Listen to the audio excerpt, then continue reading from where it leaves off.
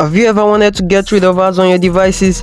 In this video, I'll be showing you how to do just that, getting rid of ads on your devices without requiring the installation of any app or ad blocking software and without any complex setup or technicalities. Without further ado, let's dive right in. First off, head over to the settings app on your device. Navigate to the network and internet section. Find the private DNS option and select private DNS provider hostname. Here it is, the private DNS. We select the private DNS provider hostname.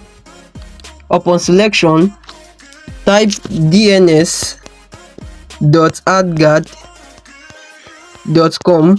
as you can see on the screen in the text field. Click on save.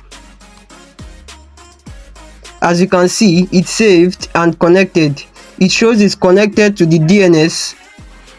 That's it, you're all set to go. This should block ads on most websites and apps. The private DNS option might not be the same on every device. You might consider looking up where the private DNS option on your device is located. All the same, it should be a similar process setting up the private DNS provider hostname. While setting up the DNS, ensure you have a mobile data or Wi-Fi connection. I hope you found this video helpful. Like and share this video. Consider hitting the follow and subscribe button for more useful content. Hit the bell icon to not miss out on useful content like this.